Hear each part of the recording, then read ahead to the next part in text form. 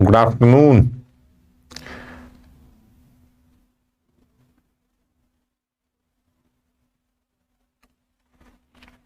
भाई अब तो रिजल्ट मेंस का जो है अब तो अनाउंसमेंट हो ही गया है।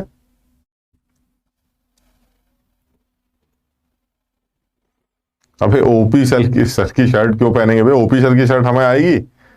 ओपी सर की शर्ट लग रही, अच्छा। तो बड़ा अच्छा हुआ, अब तो मेंस की डेट आ गई है ना? तो अब तो अलार्म तो बज ही गया है। घंटी घंटी बज गई है ना? तो इसमें लेकिन कोई ये कहे कि सर हमें घबराहट नहीं हो रही है ऐसे, तो ये तो गलत है। ऐसा तो नहीं हो सकता है ना, क्योंकि जो जिसको घबराहट नहीं हो रही वो नॉर्मल आदमी नहीं है। वो तो नॉर्मल आदमी नहीं है, मतलब जो नॉर्मल आदमी है उसको तो घबराहट होगी। डेट आने के बाद जो है वो नॉर्मल है कि घबराहट तो होनी होनी। तो ठीक है, अभी भी टाइम है हमारे पास, है ना? एक अटेम्प्ट है, उसके बाद एक और अटेम्प्ट है, दोनों अटेम्प्ट्स में एक एक महीने का गैप भी दिखाई दे रहा है। तो ऐसा लगता है कि जो आदमी कोशिश करेगा उसके पास अभी देखा जाए तो एक महीने फर्स्ट अटेम्प्ट के हैं और 2 महीने सेकेंड अटेम्प्ट के हैं। तो ऐसे में कोई आदमी अगर कोशिश करता है तो मुझे लगता है कि अच्छा कुछ कर सकता है। अब लेकिन फिर वही वाली बात आती है लपेटने की, समेटने की। हम कई बार बात कर चुके हैं। अब मैं शॉवेल अमीन्स की जो बची हुई रिएक्शंस उसको कंप्लीट करा देता हूं, और उसके बाद जो है अगले चैप्टर पे स्विच करेंगे। और जैसा मैंने बताया था कि कुछ एक आध चीजें जो बची हैं वो जैसे कन्फॉर्मर वगैरह हैं, इनको मैं बीच में करा दूंगा। थोड़ा सा चेंज करना चाह रहे थे तो, हालांकि बड़ा आसान होता है, पता नहीं तुम लोग इतना लोड क्यों ले रहे हो। सिर्फ मेंस लेवल पर ही तो डिस्कस करना है, और उसमें आपको सीधे सीधे स्टैगर्ड फॉर्म, इक्लिप्स फॉर्म, वही दो तीन बातें पता करनी है। और साइक्लोहेक्सेन्स के कन्फॉर्मर्स अभी तुम्हें करने की जरूरत बिल्कुल नहीं है। तो आप मस्त उसको नॉर्मल वे में जो एनसीईआरटी में दे रखा है उतना करके तैयार कर लीजिए। बहरहाल, तो मैं कहना चाह रहा हूं कि अब क्योंकि टाइम कम है और सिलेबस भी काफी खींच चुके हैं हम लोग, और सारे ही सब्जेक्ट्स में काफी खींच चुके हैं। तो अब ऐसे में आगे भागने से ज्यादा जरूरी है पीछे लौट के आना, समझो। समझ रहे हो ना? तो अब ये लपेटने वाला टाइम आ गया, इसलिए मेरा सजेशन यही है कि अब बहुत फड़फड़ाने की जगह बहुत तसल्ली के साथ और बहुत शांत मन से जो है ये सोचा जाए कि अब हमें करना कैसे होगा, हमारी प्लानिंग क्या होनी चाहिए। तो अब मेरे हिसाब से मैं अपना आइडिया दे सकता हूं। मैं तुम्हारी जगह होता तो इस टाइम बहुत ज्यादा फड़फड़ाने की जगह, क्योंकि जो भी तुम्हें खुद से करने के लिए कहा गया था वो आज नहीं कहा गया था। मैंने तुमसे कहा था कि भाई खुद से कुछ कुछ पढ़ते रहना, कुछ कुछ करते रहना, वो 6 महीने से कह रखा है। जिस दिन पहली क्लास स्टार्ट हुई थी तभी से बोल रखा है भाई कुछ कुछ पढ़ना शुरू करो, खुद से पढ़ना शुरू करो, खुद से पढ़ना शुरू करो, क्योंकि इन चैप्टर्स को ना तो पढ़ाने का टाइम मिलेगा ना पढ़ाने का फायदा होगा। सबसे बड़ी बात है ना, जैसे फायदा हो जाए कि सर आपने जो है मैं एवरीडे लाइफ पढ़ा दिया, बड़ा मजा आ गया, वो तो फायदा कुछ नहीं होगा। हम तो पढ़ा उड़ू के कहीं से रट रटा के देख दूख के छाप छूप के करा देंगे, स्लाइड व्लाइड बना के, जैसे नॉर्मली मास्टर करता ही होगा। सर स्लाइड बना के ला गया, आगे बक बक बक बक करके चले गए। लेकिन अल्टीमेटली बॉल आपकी कोर्ट में है सर। वो स्लाइड जो आपने बनाई थी वो अब हमें याद रखनी है सर, वो काम हमें करना है। इसलिए बहुत पहले से तुमसे ये बात बोली गई। इसलिए अब तक जिन लोगों ने उस बात को थोड़ा बहुत भी माना है, अब तक उनका काफी हद तक सिलेबस जो है उनके पकड़ में आ चुका है। अब बात आती है फड़फड़ाने की नहीं, ये भी कर ले वो भी कर लेना। अब बात आती है समेटने की, शांत एकदम। अब आप चीजों को लपेटना स्टार्ट करिए। तो इसलिए मेरा सजेशन यही है कि सब लोग अब रिवीजन पर बहुत ज्यादा कॉन्सेंट्रेट करें। आप बहुत ज्यादा जरूरी है। इसलिए बहुत ज्यादा जरूरी है कि पुरानी चीजों को अगर आपने रिवाइज नहीं किया तो आपको बड़ा अफसोस होगा, मेरी बात मान लीजिए। इसलिए नई चीजें, अगर एक आध चीजें छूट रही हैं या नहीं भी कर पाए तो कोई बात नहीं, लेकिन अगर पुरानी चीजें गलत हो गई तो आपको अफसोस होगा कि यार ये तो हमने एक बार पढ़ा था, हमें याद भी आ रहा है कुछ कुछ किया था इस तरह का सवाल, लेकिन आज हम नहीं कर पा रहे हैं। ये बहुत अफसोस होगा तुम्हें। इसलिए बेस्ट है इस टाइम लौटना शुरू करो। लौटने का टाइम आ गया है, और इसलिए हम भी बहुत जल्दी कोशिश करके इसको वाइंड अप करना चाह रहे हैं। हम ये चाह रहे हैं कि भाई ऐसा है, अगर तुम नहीं पढ़ोगे, रिवाइज नहीं करोगे तो फायदा ही क्या होने वाला। फिजिक्स का भी सिलेबस काफी हद तक खिंच चुका है तुम्हारा, मैथ्स का सिलेबस भी काफी हद तक खिंच चुका है, केमिस्ट्री में भी वही दो चार पांच बातें जो तुमसे पढ़ने के लिए बोली थी वो निपटाओ और खत्म करो इस झंझट को, ताकि एटलीस्ट एक अटेम्प्ट, पहला अटेम्प्ट पूरे जोशो खरोश के साथ निपटा दिया जाए। इसलिए मेरा मानना यही है भाई, इस टाइम बाकी आपकी मर्जी है, जैसा आप करना चाहें वैसे कर ही रहे हैं। आप पैसे तुमने दिए हैं तो जैसा तुम कहोगे वैसे ही चलता रहेगा। तो बहरहाल हम अमीन्स के बारे में बात कर रहे थे, तो अमीन्स में जो एक दो बातें करनी है, मुझे लगता है जैसा कि तुम्हारी चैट देख के समझ में आया है कि तुमने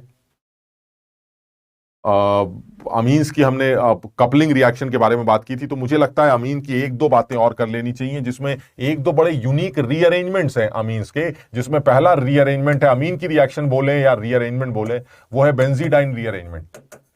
बेंजीडाइन रीअरेंजमेंट, ये भी एक इंपॉर्टेंट रीअरेंजमेंट माना जाता है। बेंजीडाइन रीअरेंजमेंट पे ये कहते हैं कि आपके पास इस तरह का एक मॉलिक्यूल होगा,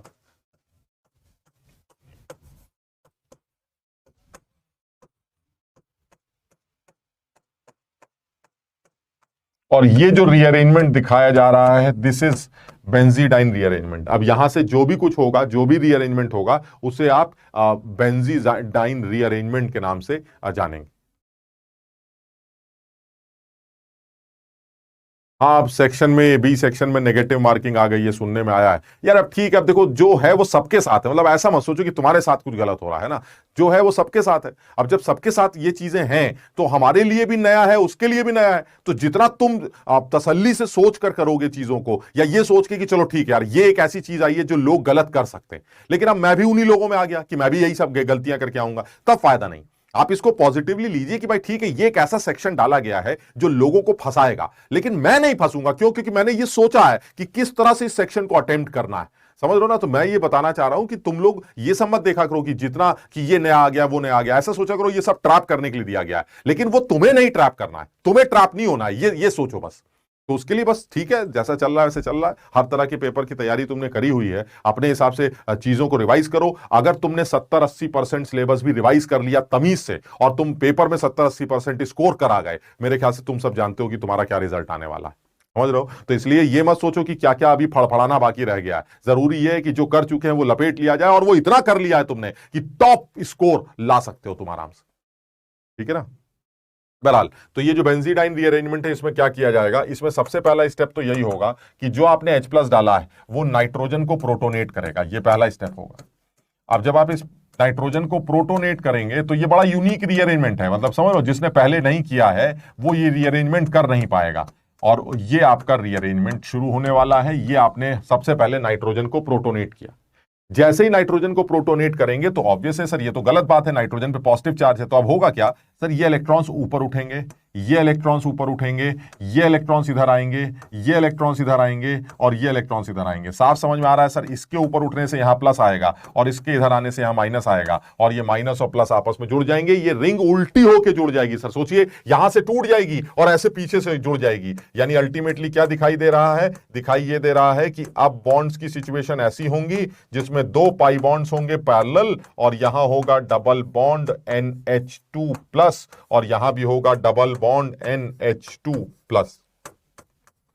अब सर ये तो एरोमेटिक सिस्टम आपने डिस्टर्ब कर दिया, अच्छा खासा एरोमेटिक सिस्टम था, अब ये दोबारा एरोमेटिसिटी गेन कर लेगा। वही जो तरीका होता है, हर बार H निकलेगा और वो एरोमेटिक बना देगा। H इधर, ये इधर, ये इधर, ऐसे इधर भी H इधर, ये इधर, और ये इधर। सर अब ये दोनों सिस्टम जो है ये एरोमेटिक बन जाएंगे, और आपको हैरानी होगी कि जो नाइट्रोजन के साथ जुड़ी हुई रिंग्स थी, अब वो उल्टी होके जुड़ जाएंगी। And this is unique rearrangement, benzidine rearrangement, and this is para para isomer. ये पैरा पैरा आइसोमर बोला जाएगा, जो कि हमारा मेजर प्रोडक्ट होगा। This is major product because of less hindrance. यानी ये जो रीअरेंजमेंट है, इसको बेंजीडाइन रीअरेंजमेंट के नाम से जाना जाता है।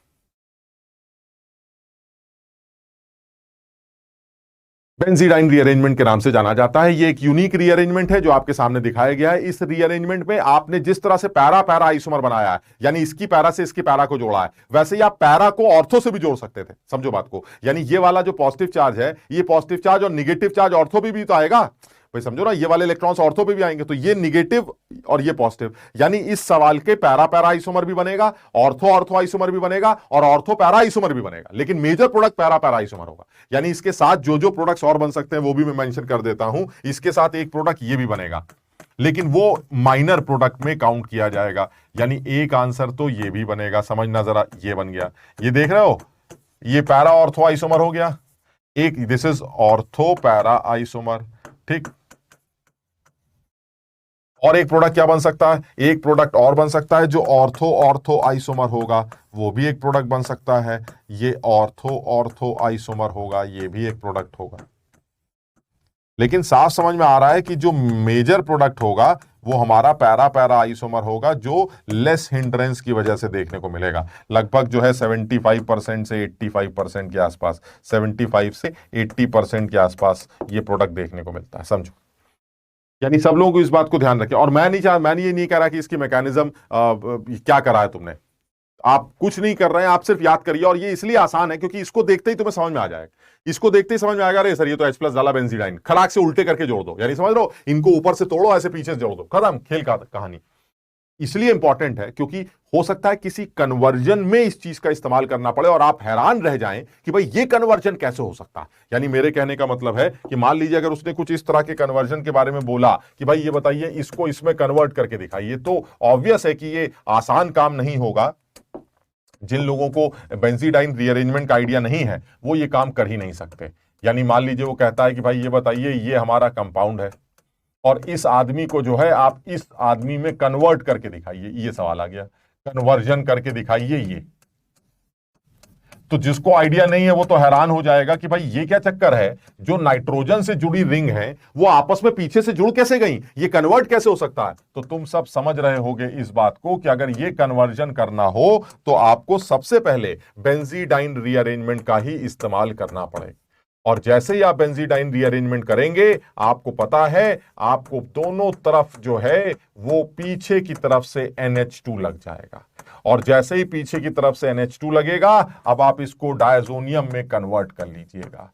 डायजोनियम में कन्वर्ट करने के बाद आप सेंडमेयर्स रिएक्शन करके क्लोरोबेंजीन बना सकते हैं। यहां पर डायजोनियम बना, इधर की तरफ डायजोनियम बना और अब आप इसको कन्वर्ट कर सकते हैं सेंडमेयर्स रिएक्शन से। आसानी से ये आदमी क्लोरो में कन्वर्ट हो जाए। लेकिन ये जिसको पता ही नहीं है कि ये ऊपर वाला आदमी पीछे से कैसे जुड़ गया वो ये सवाल नहीं कर पाएगा। तो इसलिए मेरा सजेशन है कि आप सिर्फ इस बात को याद कर लीजिए।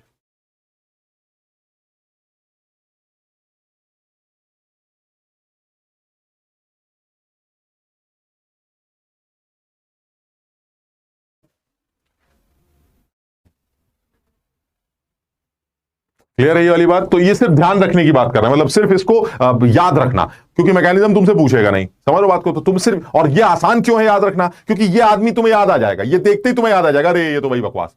तो बस इतना याद करना, पीछे पीछे से जोड़ देना उसके बाद। और ये इंपॉर्टेंट भी है क्योंकि जब 2 बार NH2 लग गए तो आप उसको डायजोनियम में कन्वर्ट करके किसी भी कंपाउंड में कन्वर्ट भी कर सकते हैं। तो हमें ये रीअरेंजमेंट जो है वो ध्यान रखना है। फिर इसी तरह का एक रीअरेंजमेंट और है, मैं चाहूंगा उसको भी याद रखना, एंड दैट इज फिशर हैप। नाम से मतलब नहीं है हमें, लेकिन फिर भी हम इसको याद रखने की कोशिश कर रहे हैं। फिशर हैप रीअरेंजमेंट, इसको भी ध्यान रखते हैं। जो फिशर हैप रीअरेंजमेंट है वो भी यही है, आसान सा रीअरेंजमेंट है। इसमें ये कहते हैं कि अगर मान लीजिए आपके पास कोई इस तरह का आदमी हो, यहां पर मान लीजिए आपने कोई भी ग्रुप लगा रखा है, तो ये आदमी जो है रीअरेंज करके H+ के साथ हीटिंग करता है और इस रीअरेंजमेंट से ये आदमी कन्वर्ट हो जाता है NH और यहां आपका ग्रुप लग जाता है। This rearrangement is Fischer Hepp rearrangement. और मेरे ख्याल से बहुत सारे बच्चे जो पढ़े लिखे हैं उनको ये मैकेनिज्म समझ में आ रही होगी। क्या किया होगा मैंने, बताओ जरा। सर सबसे पहले मुझे लगता है आपने नाइट्रोजन को प्रोटोनेट किया हो। जैसे ही आप नाइट्रोजन को प्रोटोनेट करेंगे सर नाइट्रोजन पे प्लस आ जाएगा। जैसे ही नाइट्रोजन पे प्लस आएगा वो बगल से इलेक्ट्रॉन्स खींच लेगा, यानी ये आ जाएगा N, इधर आ गया R, इधर आ गया G, इधर आ गया H और N पर आ गया प्लस। जैसे ही N पे प्लस आएगा सर वो बगल से इलेक्ट्रॉन्स विड्रॉ कर लेगा, और जैसे ही वो बगल से इलेक्ट्रॉन विड्रॉ करेगा G किस फॉर्म में बाहर आएगा, G+ के फॉर्म में। G+ एक इलेक्ट्रोफाइल है, नाइट्रोजन पर लोन पेयर वापस आ चुके हैं। Now this is an activator. Sir para position पे जाके डायरेक्ट कर दीजिए, बात खत्म करिए। This rearrangement is Fischer Hepp rearrangement. बहुत आसान सा रीअरेंजमेंट है। जब ये G यहां आएगा तो यहां से एक H+ निकलेगा जो ऊपर चला जाएगा। तो फाइनल आंसर जो आपका बनने वाला है वो बनने वाला है, क्या आ गया, इधर क्या आ जाएगा, इधर आ जाएगा G। ये आपका फाइनल आंसर। यहां से G+ रिप्लेस कर दिया जाएगा। H+ एसिड कैटलाइज मैकेनिज्म है। पहले स्टेप में आपने H+ का इस्तेमाल किया, दूसरे स्टेप में H+ यहां से बाहर निकल गया। ये बहुत आसान। बस याद क्या रखना है कि ये जो ग्रुप है, ये ग्रुप इनमें से कुछ भी हो सकता है, तो इस बात का ध्यान रखना। ये OH भी हो सकता है, ये ग्रुप NH2 भी हो सकता है, ये ग्रुप NO2 भी हो सकता है, ये ग्रुप NO भी हो सकता है, ये ग्रुप कोई X भी हो सकता है, ये ग्रुप इवन कोई R भी हो सकता है। यानी ये ग्रुप जो है इनमें से कोई भी हो सकता है जिसके साथ ये रीअरेंजमेंट देखने को मिल सकता है। तो सब लोग इस बात को ध्यान रखेंगे, जो जी है अगर इनमें से, और मैं बता रहा हूं ये एक इंपॉर्टेंट सवाल है, मतलब मेरे कहने का मतलब है ये एक इंपॉर्टेंट सवाल माना जाएगा। अगर इस तरह का कोई सवाल बना के दे दिया जाए तो बहुत कम बच्चे समझ पाते हैं कि वो पूछना क्या चाह रहा है। अब सोचिए ये सवाल आ गया और उसने कह दिया भाई ऐसा है H+ के साथ हीट करेंगे, ये सवाल आ गया। अब आदमी बैठा हुआ है कि पता नहीं क्या पूछ रहा है कि ये कौन सा H+ के साथ रिएक्शन है। जो समझदार होंगे वो समझ जाएंगे कि भाई यहां पर ये ग्रुप की वैल्यू NO है, और NO अगर ग्रुप की वैल्यू होती है तो ये NO+ निकल के मेटा पे पैरा पे जाके जुड़ जाएगा। फटाफट इस सवाल का आंसर लिखा जा सकता है। ऊपर आ जाएगा NHR और नीचे आ जाएगा आपका NO। खटाखट आंसर तैयार। And this is Fischer Hepp rearrangement. तो ये आसान सा रीअरेंजमेंट है, लेकिन फिर वही है, अगर हमें स्ट्राइक नहीं करेगा तो हम आंसर नहीं लिख पाएंगे। और इस रीअरेंजमेंट में भी नाम ही सिलेबस में नहीं है। बस सर ये सिलेबस में तो नहीं है, हां बिल्कुल नहीं है, नाम नहीं है सिलेबस में, लेकिन सवाल सिलेबस में। ये सवाल तुम्हारे सिलेबस में है, ये सवाल तुम्हारे सिलेबस में है। वो तुमसे सवाल पूछेगा, तुमसे नाम नहीं। मैंने नाम इसलिए बता दिया ताकि तुम्हें इस रिएक्शन को देखकर पहले नाम याद आ जाए, क्योंकि नाम याद आते ही तुम्हें समझ में आएगा कि आंसर कैसे लिखा जाए।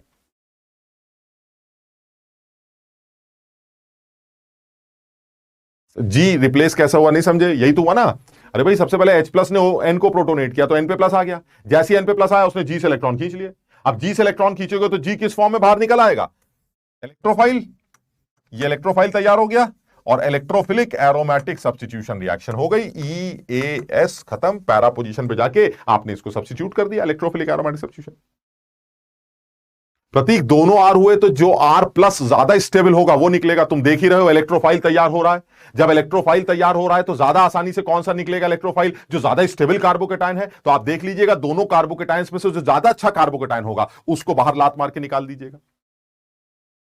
क्लियर है ये? आप एल्कलाइन मीडियम जो लिया जाएगा कपलिंग रिएक्शन में वो नैप्थॉल्स और फिनॉल्स के लिए लिया जाएगा, और एसिडिक मीडियम लिया जाएगा अमीन्स के लिए। यानी बहुत बढ़िया सवाल एक और तुमसे आप तुम्हारे एग्जाम में पूछ सकता है। मान लीजिए वो कहे कि भैया ये बताइए इस सवाल का उत्तर क्या लिखेंगे आप। ये सवाल दे दिया उसने, यहां OH पकड़ाया और यहां उसने पकड़ा दिया NCS3 होल थ्राइस, और उसने कह दिया भाई साहब ये है डायजोनियम आयन, बताइए किसको कहां चिपकाना है। आप आंसर बताइए। पीएच की वैल्यू उसने दे दी 3 से 5। ये सवाल आ गया।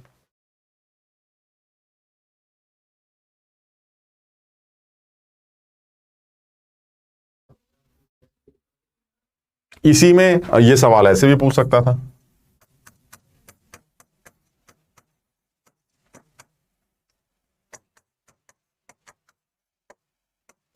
ऐसे आ गया। तो अब समझ में आ रहा है सर, ये जो आपने बेसिक एनवायरनमेंट क्रिएट कर दिया, बेसिक एनवायरनमेंट क्रिएट कर दिया तो ये फिनॉक्साइड बन जाएगा जो ज्यादा स्ट्रॉन्ग एक्टिवेटर है। तो सर O- की सुनकर डायजोनियम को ऑर्थो पे लगा दीजिएगा। यानी इस वाले सवाल का आंसर जब आप लिखेंगे तो O- की सुनकर आंसर लिखिएगा। यहां OH आ गया, यहां डायजोनियम बना दिया आपने।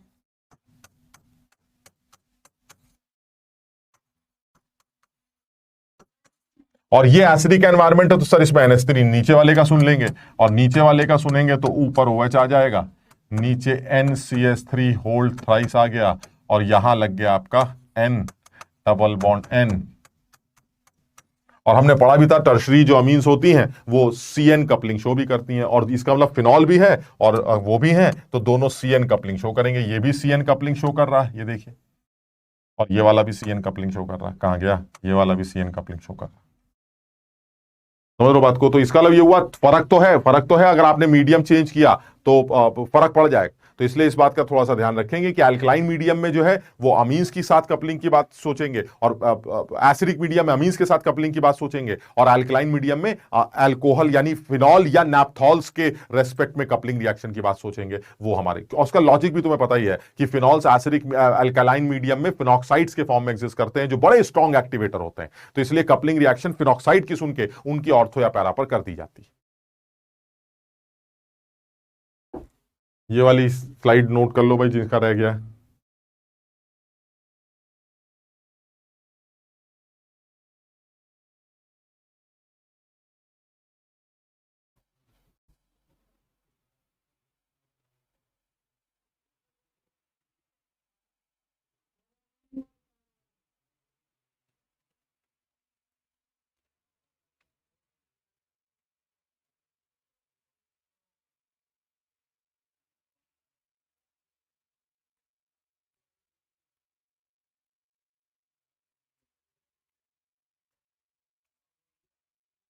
क्लियर है ये? तो सब लोग अब इसको एक बार याद कर लेंगे, है ना, तो एक बार रिवाइज कर लेंगे तो बात हो जाएगी।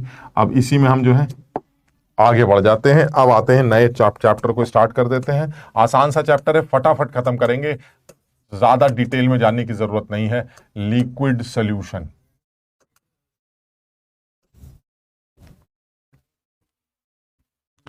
अब इस लिक्विड सोल्यूशन में सबसे पहले जो है जो एनसीईआरटी भी करेंगे तो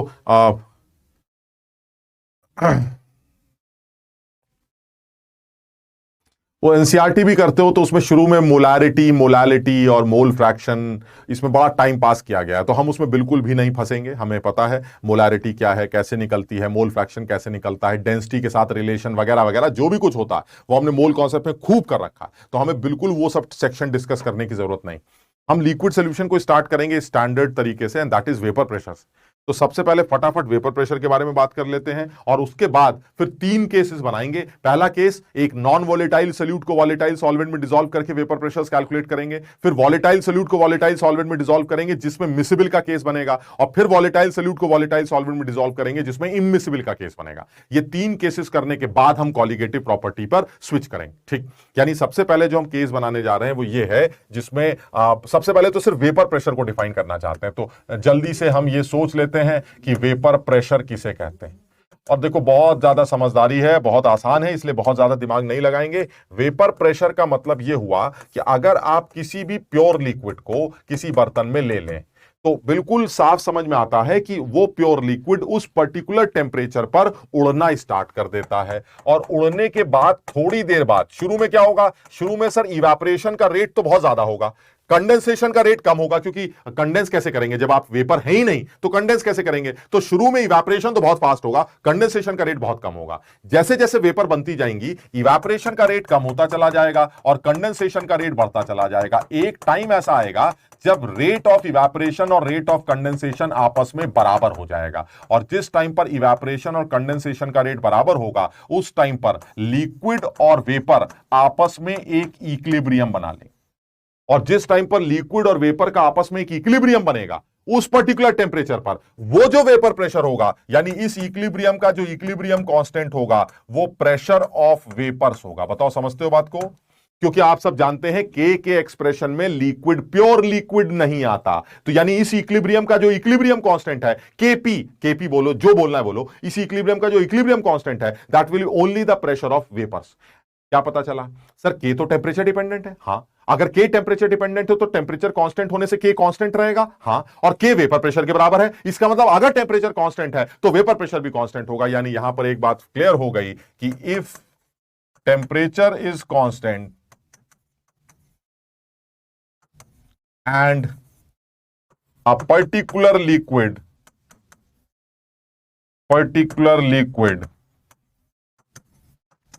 is in equilibrium with its vapor, then irrespective of the amount and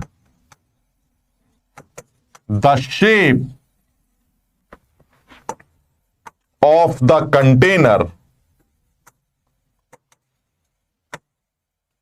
the vapor pressure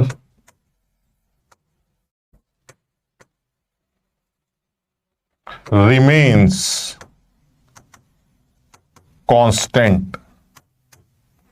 समझो बात को, यानी वो ये कहना चाह रहा है कि अगर आप प्योर लिक्विड की बात कर रहे हैं, दिस इज प्योर लिक्विड, अगर आप प्योर लिक्विड की बात कर रहे हैं तो प्योर लिक्विड और वेपर का जब इक्विलिब्रियम बनता है, बड़ा इंपॉर्टेंट है ये बात, बड़ी इंपॉर्टेंट है, जब ये मामला इक्विलिब्रियम पर रहता है, इज इन इक्विलिब्रियम, यानी जब लिक्विड और वेपर इक्विलिब्रियम में आ जाते हैं तो उस पर्टिकुलर टेम्परेचर पर उस लिक्विड का जो वेपर प्रेशर होता है उस टाइम पर, जो जब ये इक्विलिब्रियम में आ जाते हैं तो वेपर सरफेस पर और चारों तरफ की दीवारों पर जो भी प्रेशर एक्सर्ट करती है उसे उस लिक्विड का वेपर प्रेशर कहा जाता है। अच्छा, ये तो हो गई डेफिनेशन। दूसरी बात, सर क्योंकि वेपर प्रेशर इस इक्विलिब्रियम के थ्रू निकला और इस इक्विलिब्रियम की इक्विलिब्रियम कांस्टेंट के है, के टेम्परेचर डिपेंडेंट है, तो फिर वेपर प्रेशर भी टेम्परेचर डिपेंडेंट है, यानी टेम्परेचर कांस्टेंट अगर है तो वेपर प्रेशर कांस्टेंट है, अगर लिक्विड और वेपर का इक्विलिब्रियम बना हुआ है तो, ये बता रहा हूं।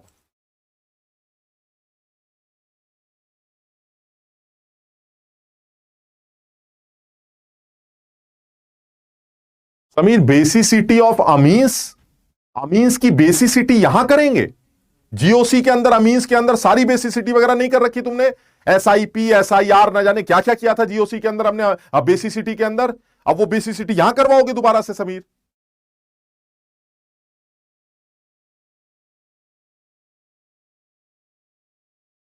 समझ भी रहो, टाइम पास मत करो, ठीक। बहरहाल तो अब वो ये कहना ये चाह रहा है कि भाई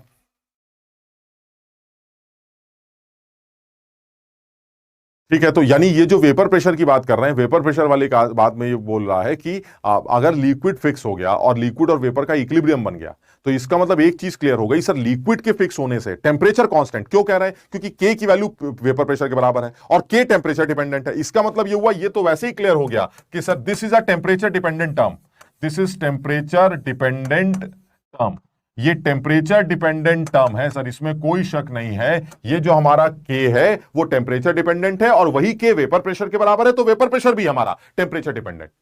लिक्विड फिक्स होना चाहिए और इक्विलिब्रियम बनना चाहिए। समझ रहे हो बात को? ठीक है। अच्छा, अब दूसरी बात कर रहे हैं। दूसरी बात वो ये कहना चाह रहा है कि भाई चलिए ठीक है, ये रिडक्शन, ये जो है आपने वेपर प्रेशर लिक्विड के बारे में बात कर ली, ठीक। अगर इक्विलिब्रियम नहीं बना तो अलग बात है, लेकिन अगर इक्विलिब्रियम बन गया, तुम्हें याद है ये, तुम्हें नहीं लगता ये हेट्रोजीनियस टाइप का कोई सीन है sir? This is heterogeneous type का इक्विलिब्रियम। और अगर ये हेट्रोजीनियस टाइप का इक्विलिब्रियम है तो तुम्हें याद होगा हमने कैल्शियम कार्बोनेट को भी अलग अलग बर्तनों में लिया था, और मैंने एक केस ऐसा लिया था जिसमें बताया था कि जिस केस में कैल्शियम कार्बोनेट बहुत कम होता है वहां शायद इक्विलिब्रियम ना बन पाए। वही चीज यहां पर भी है। अगर वो आपसे पूछे कि भाई ये बताइए, अगर मैं एक ही लिक्विड को, ये एक लिक्विड है, इसको इस बर्तन में ले लूं, एक इस बर्तन में ले लूं, एक इस बर्तन में ले लूं, पूरा भर के, ऐसे पूरा भर लिया, बस जरा सी जगह छोड़ दी। सर एक ऐसा भी कर सकता हूं, एक इस बर्तन में ले लिया, जरा सा ऐसे, थोड़ा सा। अब आप बताइए कहां पर वेपर प्रेशर ज्यादा है, कहां पर वेपर प्रेशर कम है? अरे तो सर अभी तो बताया आपने, जब लिक्विड फिक्स हो गया, टेम्परेचर फिक्स हो गया, तो तुम्हारे शेप और तुम्हारे अमाउंट से मुझे मतलब नहीं है, प्रोवाइडेड इक्विलिब्रियम बनना चाहिए। अगर इक्विलिब्रियम नहीं बना तो बाहर में जाइए आप। पहले वाले केस में इक्विलिब्रियम बनेगा, वेपर प्रेशर फिक्स हो गया, दूसरे वाले केस में इक्विलिब्रियम बनेगा, वेपर प्रेशर फिक्स हो गया, तीसरे वाले केस में भी इक्विलिब्रियम बनेगा, क्योंकि एक बूंद वेपर बनते ही इक्विलिब्रियम सेट हो जाएगा। सर ये सब पुरानी बातें दोबारा मत पूछना, ठीक। लेकिन सर चौथे बर्तन में मुझे डाउट होता है, डाउट होता है, मुझे पता नहीं बनेगा कि नहीं, मुझे डाउट होता है क्या कि सर यहां लिक्विड इतना कम है कि अगर वो सारा भी उड़ गया तो भी शायद उस लिक्विड से उड़ने के बाद जो वेपर्स बनती हैं उनका प्रेशर वो के वैल्यू तक शायद ना पहुंच पाए। ये मुझे डाउट, जो हमने केमिकल इक्विलिब्रियम में बात की थी, हेट्रोजीनियस इक्विलिब्रियम के अंदर, बात याद आ रही है? यानी यहां पर जो मुझे डाउट आ रहा है वो ये, यहां उड़ता जाएगा उड़ता जाएगा उड़ता जाएगा, शायद सारा लिक्विड उड़ जाएगा, लेकिन सर तब भी उन लिक्विड के उड़ने के बाद जो वेपर बनेंगी उनका प्रेशर वो के बाराबर नहीं आ पाएगा। मुझे ये लग रहा है, मुझे पता नहीं है, लेकिन मुझे लग रहा है कि लिक्विड का अमाउंट इतना कम है कि सर सब भी उड़ गया तो भी वेपर प्रेशर तक, के तक वो वेपर्स का प्रेशर नहीं पहुंच पाएगा, जिसकी वजह से मुझे लगता है कि इन तीनों कंटेनरों में जो सबसे कम वेपर प्रेशर हो सकता है वो इसका हो सकता है, क्योंकि यहां इक्विलिब्रियम नहीं बन रहा है। जहां जहां इक्विलिब्रियम बनेगा, जहां जहां इक्विलिब्रियम बनेगा, वहां वहां जहां जहां टेम्परेचर कांस्टेंट है और इक्विलिब्रियम बन रहा है। बात समझ रहे हो? टेम्परेचर कांस्टेंट है पहली बात, और इक्विलिब्रियम बन रहा है। बस आप समझ लीजिएगा कि उस जगह पर वेपर प्रेशर कांस्टेंट होने वाला है, चाहे बर्तन की शक्ल कुछ भी ले लीजिए, चाहे लिक्विड का अमाउंट कुछ भी ले लीजिए, लेकिन इतना ले लीजिए कि इक्विलिब्रियम बन जाए। बस अगर इक्विलिब्रियम बन गया तो वेपर प्रेशर पर्टिकुलर लिक्विड का टेम्परेचर डिपेंडेंट ही होता है, उसका अमाउंट या बर्तन की शक्ल से कोई लेना देना नहीं।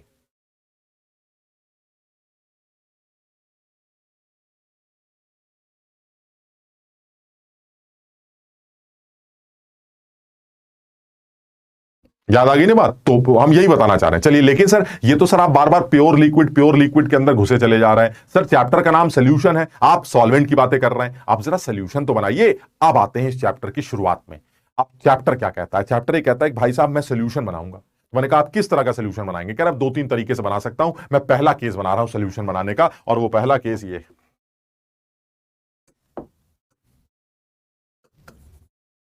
ये पहला केस बना रहे हैं, सोल्यूशन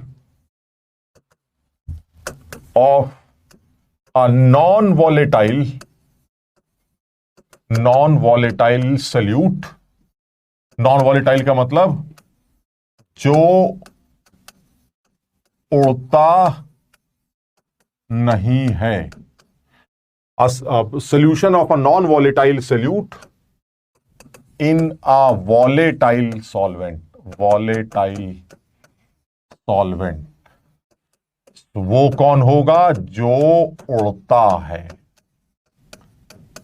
ये यानी अब हम वो केस बना रहे हैं जो नॉन वॉलेटाइल सॉल्यूट को आप वॉलेटाइल सॉल्वेंट में डिसॉल्व कर रहे हैं। हाँ आदित्य, उस केस में जिसमें लिक्विड बहुत कम है हम उसका प्रेशर नहीं निकाल पाएंगे। मतलब समझ रहे हो, उसका प्रेशर निकालने का सिर्फ एक ही तरीका है, वो क्या है? सारे लिक्विड का मास निकाल लीजिए, सवाल में दे देगा।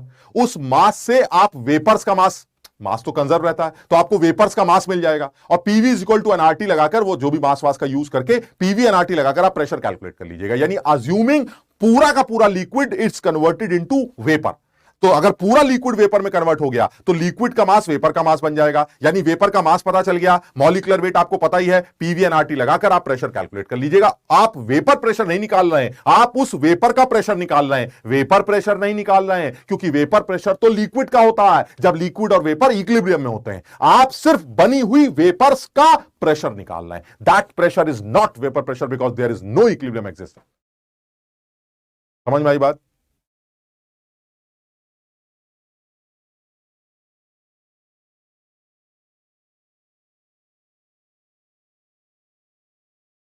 ठीक है ये। अच्छा, अब आगे बात करते हैं। तो अब उसमें कह रहा है भाई एक नॉन वॉलेटाइल सॉल्यूट को वॉलेटाइल सॉल्वेंट में डिसॉल्व कर देंगे, तो आप बताइए वेपर प्रेशर कैसे निकल के आएगा और क्या होगा वेपर प्रेशर के साथ। तो मैंने कहा कि ये तो बड़ा आसान है कि अगर आप नॉन वॉलेटाइल सॉल्यूट को वॉलेटाइल सॉल्वेंट में डिसॉल्व कर रहे हैं तो क्या होगा। ये आपका सोल्यूशन है, ये आपका प्योर लिक्विड ले लेते हैं, this is pure liquid, that is solvent, ये मेरा सॉल्वेंट।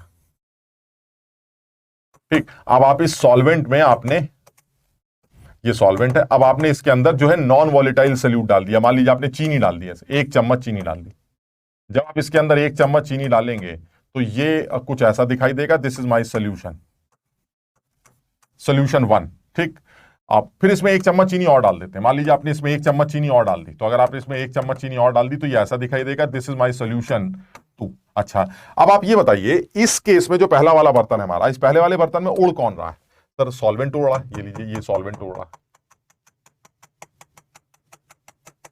ठीक, अच्छा, अब क्योंकि ये प्योर लिक्विड है, प्योर लिक्विड का अपना एक वेपर प्रेशर होगा, प्योर सॉल्वेंट का वेपर प्रेशर, इसको मैं पी नॉट मान लेता हूं। This is P not value. P not मतलब इस पर्टिकुलर टेम्परेचर पर प्योर लिक्विड का सॉल्वेंट का जो वेपर प्रेशर है वो पी नॉट। ठीक, यहां पर जब आप चीनी डाल देंगे तो कौन उड़ेगा? सर जब आप चीनी डाल देंगे तो भी तो पानी उड़ेगा ना। समझिए बात को, जब आप पहले ही बता चुके हैं कि चीनी इज नॉन वॉलेटाइल, आप एक ऐसा सोल्यूशन बना रहे हैं जो नॉन वॉलेटाइल सोल्यूट के साथ बना रहे हैं जो उड़ेगा नहीं, तो उड़ेगा सिर्फ कौन? पानी। तो यहां पर भी कौन उड़ेगा? पानी उड़ेगा, बिल्कुल सही है। यहां पर जो वेपर प्रेशर होगा वो पीएस होगा। ऐसे यहां पर भी सिर्फ पानी उड़ेगा, और पानी जब उड़ेगा तो जो यहां पर वेपर प्रेशर होगा वो भी पीएस, वो भी सिर्फ पानी ही डिसाइड करेगा, और उसकी वैल्यू मान लेते हैं पीएस डैश। मुझे यह समझाना है या समझना है जैसा एनसीईआरटी कहती है, पहले वो वाली बात, और फिर उसको मैं मैथमेटिकली समझने की कोशिश करूंगा। वो ये है कि प्योर वाले सॉल्वेंट के केस में और सोल्यूशन वाले केस में जो वेपर प्रेशर है उसमें क्या अंतर आ रहा है। जब दोनों ही सूरतों में पानी उड़ रहा है तो वेपर प्रेशर तो फिक्स ही होना चाहिए। सर देखिए वही वाली बात, टेम्परेचर कांस्टेंट है और इक्विलिब्रियम मेंटेन हो रहा है। तो देख लीजिए आप, यहां पर भी इक्विलिब्रियम मेंटेन हो रहा है, ये देखिए यहां पर भी इक्विलिब्रियम मेंटेन होगा थोड़ी देर बाद, और यहां पर भी इक्विलिब्रियम मेंटेन होगा थोड़ी देर बाद, और यहां पर भी इक्विलिब्रियम मेंटेन होगा। जब तीनों केसेस में इक्विलिब्रियम मेंटेन हो रहा है, टेम्परेचर कांस्टेंट है, तो तीनों जगहों पर वेपर प्रेशर सेम होना चाहिए। अभी आपने पढ़ाया, लेकिन तुम ये भूल रहे हो, मैंने ये बताया था कि लिक्विड और वेपर का इक्विलिब्रियम एक ही है। यहां पर इक्विलिब्रियम्स अलग अलग है यार, समझो बात को। ये जो पहला वाला हमारा इक्विलिब्रियम है, this is an equilibrium between liquid and vapour. ठीक, दूसरा वाला जो इक्विलिब्रियम है हमारा वो है solution 1 is in equilibrium with vapour, और जो तीसरा इक्विलिब्रियम है वो मेरा solution 2 is in equilibrium with vapour. ये मेरे तीन अलग अलग इक्विलिब्रियम से, समझिए। और क्या तुम ये भूल गए कि अलग अलग इक्विलिब्रियम्स का इक्विलिब्रियम कांस्टेंट एक ही टेम्परेचर पर अलग अलग हो सकता है? हां सर, जब इक्विलिब्रियम अलग है तो इक्विलिब्रियम कांस्टेंट्स भी अलग होंगे। इसलिए अब आप ये मत कहिएगा कि इन तीनों के इक्विलिब्रियम कांस्टेंट सिमिलर हैं और इसलिए इन तीनों का वेपर प्रेशर सेम होगा। सर तीनों का वेपर प्रेशर अलग अलग होगा, इसमें कोई शक नहीं। बस फर्क इतना है, वेपर प्रेशर या तो बढ़ रहा है या घट रहा है प्योर लिक्विड के रेस्पेक्ट में। अब आते हैं एनसीईआरटी की बात। एनसीईआरटी क्या कहती है? एनसीईआरटी ये कहती है थ्योरेटिकल, मैं इसको मैथमेटिकली भी प्रूव करके दिखा देता हूं, दैट इज राउल्स लॉ, जो अभी मैं बताऊंगा। लेकिन थ्योरेटिकली क्या कहती है एनसीईआरटी कि भाई अगर आप इस लिक्विड को देखें तो इस लिक्विड का एक पर यूनिट सरफेस एरिया अगर आप ऑब्जर्व करते हैं, ये आपने पर यूनिट सरफेस एरिया ऑब्जर्व किया, बताइए इस पर यूनिट सरफेस एरिया पे सरफेस पर क्या दिखाई देगा? सर इस पे आपको सिर्फ पानी पानी नजर आएगा, प्योर सॉल्वेंट दिखेगा, और क्या दिखेगा? ये प्योर सॉल्वेंट है, बस बात खत्म हो गई। यानी यहां पर सिर्फ सॉल्वेंट के पार्टिकल्स दिखाई देंगे, आपको कोई सॉल्यूट नहीं दिखाई देगा, because this is pure solvent. बात खत्म हो गई, चलिए ठीक है। अब वो कह रहा है कि भाई ये बताइए इस आदमी के अगर पर यूनिट सरफेस एरिया लिया जाए तो क्या होगा? हमने क्या करके देख लेते हैं। इसका अगर पर यूनिट सरफेस एरिया लें तो ये कैसे दिखेगा, और ऐसे ये भी ले लेते हैं, ये कैसे दिखेगा। तो सर तीनों लोगों को अगर आप देखें तो मुझे जो समझ में आ रहा है वो ये, यहां पर मुझे पानी दिखेगा, बिल्कुल सही है, लेकिन मुझे यहां पर चीनी के पार्टिकल्स भी नजर आएंगे, यानी पानी के कुछ पार्टिकल्स चीनी के पार्टिकल्स की वजह से रिप्लेस हो जाएंगे। यानी यहां पर मुझे कुछ चीनी भी दिखाई देती है, ये चीनी, ये देखिए थोड़ा बहुत चीनी का, आपने 1 चम्मच डाला, ये 1 चम्मच चीनी के पार्टिकल्स भी आपको सरफेस पर दिखाई देंगे। ठीक, यहां पर क्या होगा? सर यहां पर भी जो मुझे लग रहा है वो यही लग रहा है कि पानी तो दिखेगा ही भाई साहब, पानी तो होगा ही सरफेस पर, सॉल्वेंट है हमारा पानी, लेकिन यहां पर भी मुझे चीनी के पार्टिकल्स दिखाई देते हैं, और इस बार ये चीनी के पार्टिकल्स मुझे कुछ ज्यादा दिखाई देते हैं, क्योंकि आपने 2 चम्मच चीनी डाली। यहां पर चीनी के पार्टिकल्स थोड़े ज्यादा हैं, आपने 2 चम्मच चीनी डाली। समझो बात मैं क्या बताना चाह रहा हूं? मैं ये बताना चाह रहा हूं कि जब आप 1-1 चम्मच चीनी डालते जाएंगे तो जो पर यूनिट सरफेस एरिया है उस सरफेस पर पानी की जगह चीनी भी आने लगेगी। ये एनसीईआरटी कहती है कि उस चीनी के आने से 2 बातें होती। पहली बात, पर यूनिट सरफेस एरिया सॉल्वेंट को सल्यूट रिप्लेस करना शुरू कर देगा, जिसकी वजह से सॉल्वेंट का उड़ना कम हो जाएगा। ऑब्वियस है, चीनी तो उड़ेगी नहीं, उड़ेगा कौन? सॉल्वेंट। और अगर पर यूनिट सरफेस एरिया सॉल्वेंट ही कम हो जाएगा तो उसका उड़ना भी कम हो जाएगा, जिसकी वजह से वेपर प्रेशर डिक्रीज करना चाहिए। यानी एनसीईआरटी के अकॉर्डिंगली वेपर प्रेशर के डिक्रीज होने के 2 रीजंस होने चाहिए। पहला रीजन ये है पर यूनिट सरफेस एरिया, पर unit surface area salute particles of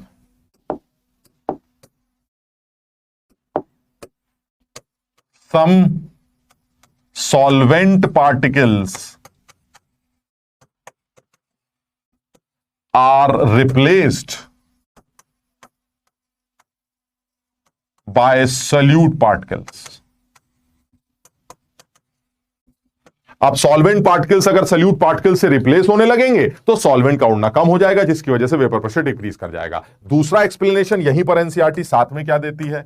NCERT कहती है कि सल्यूट जब सॉल्वेंट अकेले था तो सॉल्वेंट को ऊपर उड़ने के लिए सॉल्वेंट रोकता था, जब सॉल्वेंट के अंदर चीनी भी चली गई तो सॉल्वेंट को उड़ने के लिए सॉल्वेंट तो रोक ही रहा है, साथ में सल्यूट भी रोक रहा है। यानी एनसीईआरटी ये कहती है due to solute solvent interaction, due to solute solvent interaction vapour pressure decreases, due to solute solvent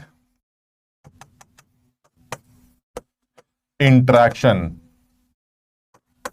vapour pressure decreases. ये थ्योरेटिकल एक्सप्लेनेशन है कि प्योर पानी में या प्योर सॉल्वेंट में चीनी के डालने के बाद वेपर प्रेशर डिक्रीज क्यों कर जाता है? Why PS is less than P0? Why the vapor pressure of solution is less than the vapor pressure of pure solvent? और जैसे जैसे चीनी बढ़ती जाएगी ये दोनों फैक्टर बढ़ते जाएंगे और चीनी के बढ़ने से वेपर प्रेशर लगातार कम होता चला जाएगा। यानी एनसीईआरटी के अकॉर्डिंगली ये एक्सप्लेनेशन ये कहता है कि जो PS डैश है it is less than PS and it is less than P0। समझो बात को। Assuming this solution 2 has 2 चम्मच चीनी, तुम समझने की कोशिश करना मैं क्या समझा रहा हूं, 2 चम्मच चीनी एंड दिस इज 1 चम्मच चीनी, ये 1 चम्मच चीनी। यानी जैसे जैसे सल्यूट बढ़ता जाएगा वैसे वैसे वेपर प्रेशर डिक्रीज करता चला जाएगा। क्यों? क्योंकि जैसे जैसे चीनी बढ़ती जाएगी वैसे वैसे पर यूनिट सरफेस एरिया मतलब ये नहीं कि मैंने कुछ खास यूनिट बनाई, मैं सिर्फ एक सरफेस को ऑब्जर्व कर रहा हूं, तो मैंने सरफेस का एक एरिया ले लिया। सॉल्यूशन तो होमोजीनियस होते हैं, तो आपने एक सरफेस एरिया ले लिया, एक पर्टिकुलर सरफेस एरिया। उस सरफेस एरिया पे जब आपने गिना तो आपको पता चला सॉल्वेंट ही सॉल्वेंट है अगर वो प्योर सॉल्वेंट।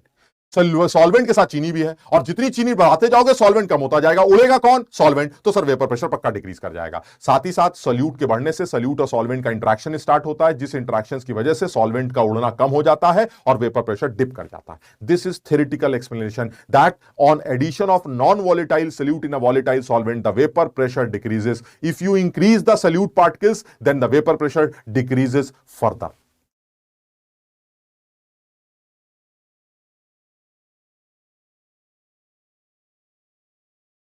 क्लियर है यहां तक?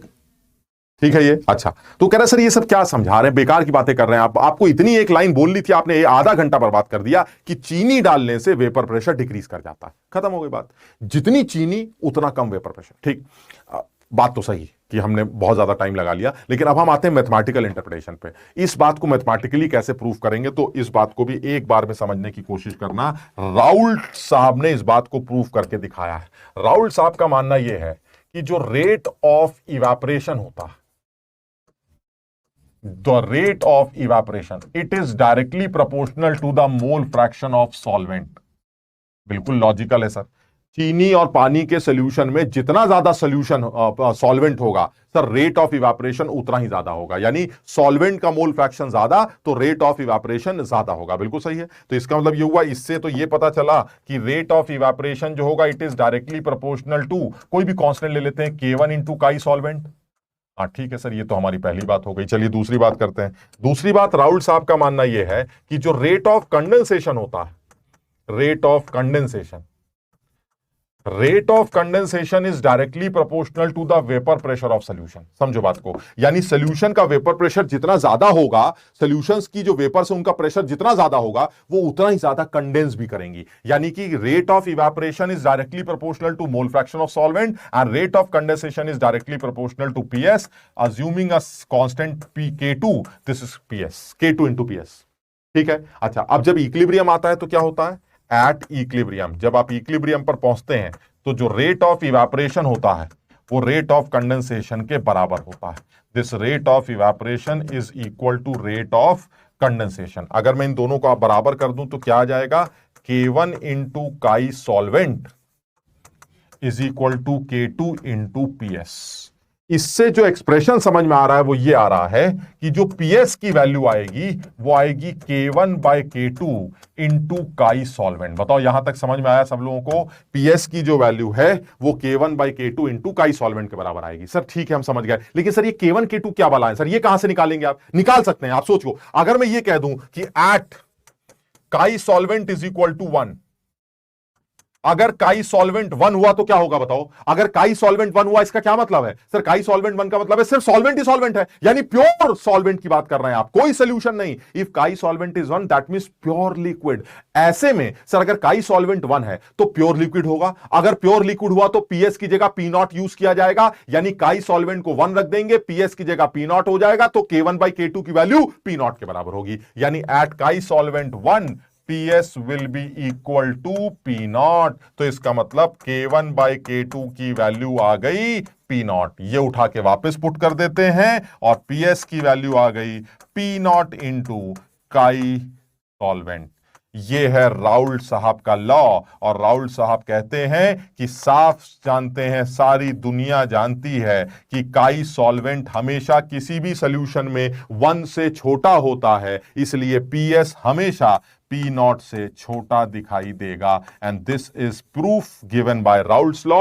एंड ये जो राउल्ट साहब थे ये बहुत ही बड़े आदमी थे और इन्होंने बिल्कुल साफ ये बात बताई है कि मेरा ये लॉ आप सिर्फ यही नहीं हर उस सोल्यूशन में अप्लाई कर सकते हैं जो एक आइडियल सोल्यूशन है, जो अलग अलग कंपोनेंट से बनता है, जिसमें कंपोनेंट्स वॉलेटाइल होते हैं। आप उस हर इंडिविजुअल कंपोनेंट में मेरा ये लॉ अप्लाई कर आप इंडिविजुअल प्रेशर्स कैलकुलेट करके उनको जोड़कर उस पूरे सिस्टम का टोटल वेपर प्रेशर कैलकुलेट कर सकते हैं। मैं तुम्हें दिखाऊंगा। सब लोग ये बात समझ पा रहे हैं?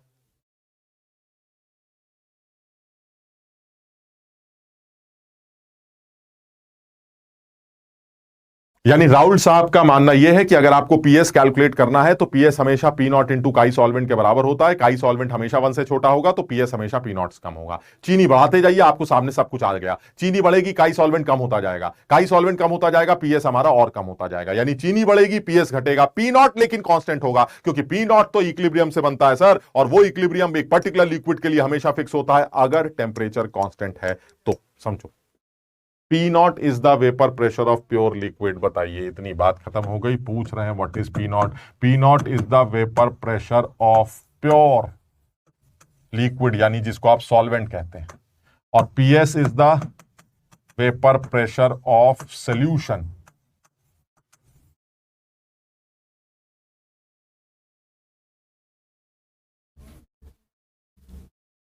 काई सॉल्वेंट, अबे काई solvent is the mole fraction. अरे यार काई भूल गए, एक्स, ये मोल फ्रैक्शन है यार। यार कैसे आदमी हो बे तुम लोग।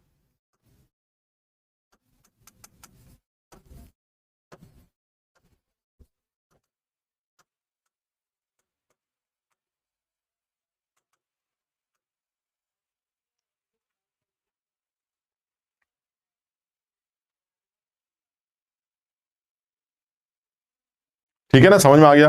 अच्छा, अब इस पे सवाल तो तुम देख ही रहो क्या बन सकते हैं सर। भाई ये चीनी दे दिया, पानी का वेट दे दिया, पी नॉट दे दिया, पीएस निकालो, पीएस दे दिया, चीनी निकालो, चीनी का वेट, चीनी का मॉलिक्यूलर वेट। तुम समझ रहोगे, काई सॉल्वेंट का मतलब मोल फ्रैक्शन है। मोल फ्रैक्शन से सर वो पूरा मोल कॉन्सेप्ट आ गया सर। कुछ ना कुछ घुमा फिरा के बदतमीजी करता रहेगा, हम सवाल निकालते रहेंगे, बात खत्म।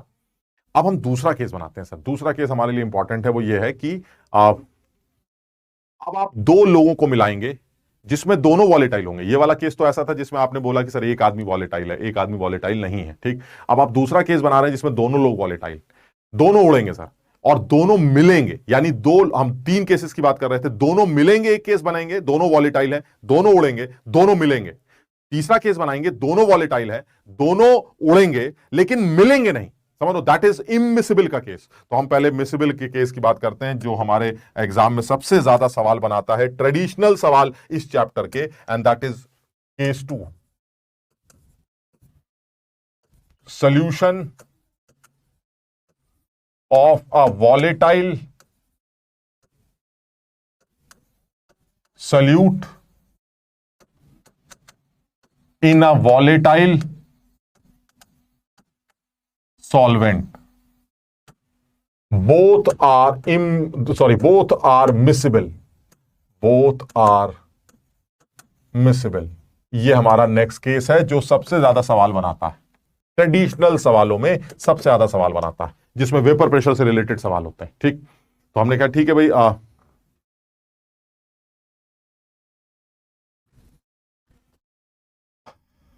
तो अब वॉलेटाइल सल्यूट, वॉलेटाइल सॉल्वेंट दोनों मिसिबल हैं, इस क्या मतलब है इसका। तो बहुत आसान सा मतलब यह है, पहली बात तो ये क्लियर है सर, जब आप दोनों लोगों के वॉलेटाइल होने की बात करते हैं तो ये तभी पॉसिबल लगता है जब सल्यूट भी हमारा लिक्विड, समझ लो। यानी ये आप ऐसे लोगों को मिलाने की कोशिश कर रहे हैं जिसमें सल्यूट भी लिक्विड है, सॉल्वेंट भी लिक्विड है, दोनों को मिलाएंगे, दोनों मस्त हो जाएंगे, मिल जाएंगे। अब जो नेट सोल्यूशन तैयार होगा उसका वेपर प्रेशर वगैरह कैलकुलेट करने की बातें चल रही हैं, ठीक। तो हमने क्या किया कि मैंने एक बर्तन लिया जिसमें एक प्योर आदमी ले लिया, ये एक बर्तन है जिसके अंदर ए भर दिया मैंने, pure A, this is a.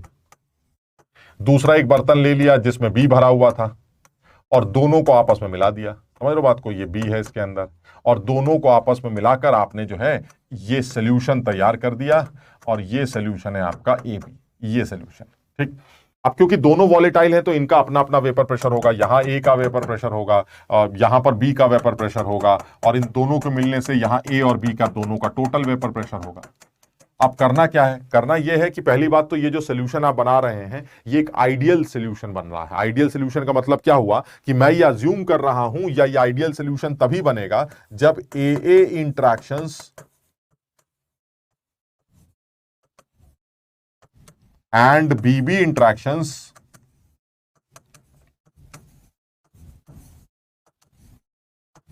are similar to AB interactions। यानी कहने का मतलब ये हुआ, ए जब अकेले पड़ा था तो उसको जैसा भी महसूस होता था, जब वो बी के साथ मिल गया तो उसको जो महसूस होता है वो सेम। यानी अगर मैं यहां ए से पूछूं और भाई कैसा लग रहा है, तो क्या बोलेगा, सही यार ए के साथ बंधे हुए हैं, अच्छा लग रहा है, ठीक।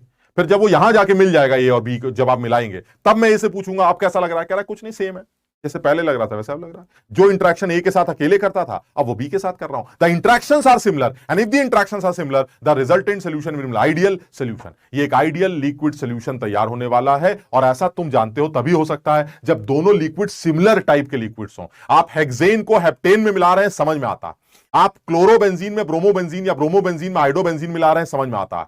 आप इथाइल ब्रोमाइड में इथाइल आयोडाइड मिला रहे हैं, समझ में आता है। यानी आप वो सॉल्यूशंस की बात कर रहे हैं जो लगभग एक जैसे हैं। अगर वो एक जैसे टाइप के लोग हैं तो जब वो मिलते हैं तो एक जैसे इंटरेक्शंस पैदा करते हैं, जिसकी वजह से आपका सॉल्यूशन एक आइडियल सॉल्यूशन बनता है। और इस आइडियल सॉल्यूशन में साफ दिखाई देता है कि जो डेल्टा एच मिक्सिंग निकल के आएगी वो जीरो निकल के आएगी। यानी इसके मिलने से हीट का लेन देन जीरो होगा, ना हीट की जरूरत पड़ेगी ना हीट निकाली जाएगी। रीजन बहुत क्लियर है, ए और ए आपस में मिल रहे हैं बी बी के साथ, और इनके मिलने से आप तैयार कर रहे हैं ये। और साफ समझ में आता है जितनी एनर्जी इन डंडों को तोड़ने में खर्च होगी उतनी ही एनर्जी रिलीज भी हो जाएगी, क्योंकि interactions are similar. So ultimately delta H mixing will be less than zero, is equal to greater than, equal to zero.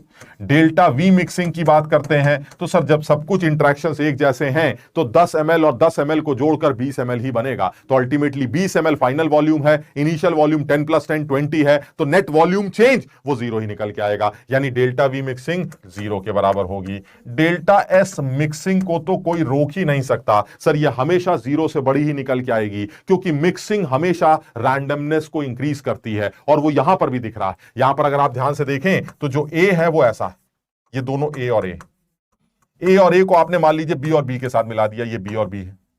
इनके मिलने से जो ए बी बन रहा है वो ऐसा, समझना जरा बात को, दिस इज ए बी। साफ दिखाई दे रहा है sir, A system is symmetric system, BB system is symmetric system, लेकिन इनके मिलने से जो ए बी बन रहा है this is unsymmetric system. Unsymmetry results into randomness, so ultimately the product side the entropy is more, reactant sides की entropy कम है, so overall net entropy change will be positive. यानी मिक्सिंग की entropy तो हमेशा जीरो से बड़ी होगी, चाहे सोल्यूशन आइडियल बने चाहे सोल्यूशन नॉन आइडियल बने, इससे कोई फर्क नहीं पड़ता। Delta S mixing is always greater than zero. And उसके बाद बचता है delta G mixing. Sir mix हुए तो delta G mixing less than zero होगा, चाहे सोल्यूशन आइडियल होता चाहे सोल्यूशन नॉन आइडियल होता। मिक्सिंग अगर हुई है तो एंट्रोपी बढ़ेगी और फ्री एनर्जी घटेगी, क्योंकि मिक्सिंग होने का मतलब प्रोसेस स्पॉन्टेनियस था, और अगर प्रोसेस स्पॉन्टेनियस था तो delta G mixing less than zero होगी ही होगी। यानी कहने का मतलब यह हुआ कि अगर आप दो लोगों को मिला रहे हैं तो ये आइडियल सॉल्यूशंस के केस में आपको ये चार बातें ध्यान रखनी चाहिए, जिसमें डेल्टा एच मिक्सिंग आता है, डेल्टा एस मिक्सिंग आता है, डेल्टा वी मिक्सिंग आता है, और डेल्टा जी मिक्सिंग आता है। क्लियर है ये वाली बात? और ये सॉल्यूशंस कौन से सॉल्यूशंस होंगे? जो सिमिलर टाइप के इंटरेक्शंस होंगे। समझो, जो सिमिलर, बेंजीन को टॉलुइन के साथ मिला दिया, सिमिलर सिमिलर साथ, समझ रहे हो, बेंजीन प्लस टॉलुइन। हेक्सेन को हेप्टेन के साथ, सब सिमिलर सिमिलर, समझो बात को, जैसे बेंजीन को टॉलुइन के साथ मिला दिया, हेक्सेन को हेप्टेन के साथ मिला दिया,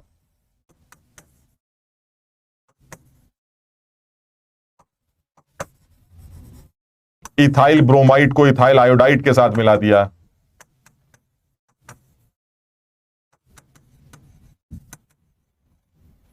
ब्रोमोबेंजीन को आयोडोबेंजीन के साथ मिला दिया।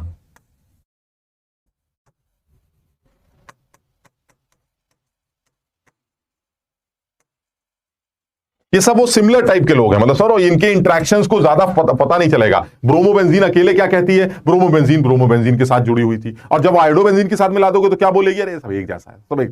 इसका मतलब ये हुआ ये सारे सॉल्यूशंस आइडियल सॉल्यूशंस बन रहे हैं जिसमें सिमिलर टाइप के इंटरेक्शंस को ही रिप्लेस कर रहे हैं, समझ लो। और उस आइडियल की सिचुएशन में डेल्टा एच मिक्सिंग जीरो होगी, डेल्टा वी जीरो होगा, डेल्टा एस और डेल्टा जी हमेशा इसी तरह से दिखाई देंगे। सॉल्यूशंस के नेचर से इसका कोई लेना देना नहीं होगा।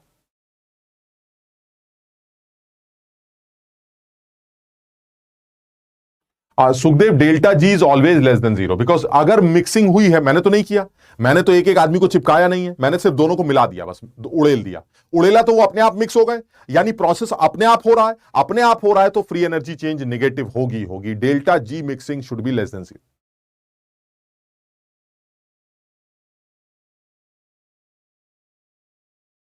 क्लियर है ये? अच्छा, अब वो ये कह रहा है कि भाई ठीक है, ये सब छोड़िए, आप ये बताइए वेपर प्रेशर कैसे निकालेंगे। तो मैंने कहा हाँ, अब आते हैं काम की बात पे। मैथमेटिकल जो सवाल बनेंगे वो वेपर प्रेशर से रिलेट करेंगे। तो वेपर प्रेशर आप कैसे निकालेंगे, तो मैंने साफ देख लिया है कि ये जो मेरा ए और बी का सोल्यूशन तैयार हुआ है, ये मेरा ए और बी सोल्यूशन है। इसमें ए भी उड़ेगा और बी भी उड़ेगा, दोनों उड़ेंगे क्योंकि दोनों वॉलेटाइल। तो यहां पर जो टोटल वेपर प्रेशर निकल के आएगा, जिसको आप पीटी कहते हैं, this is the total vapour pressure, ये कैसे निकाला जाए।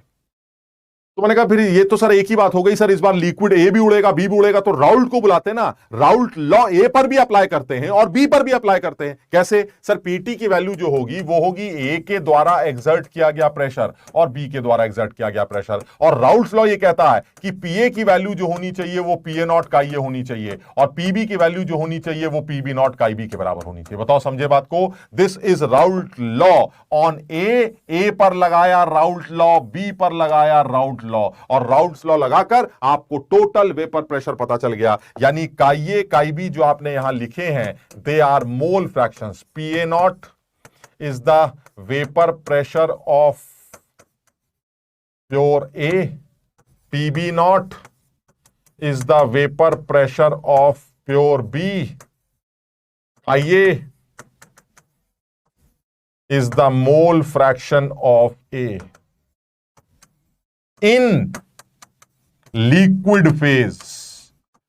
In liquid phase, mole fraction of A in liquid phase.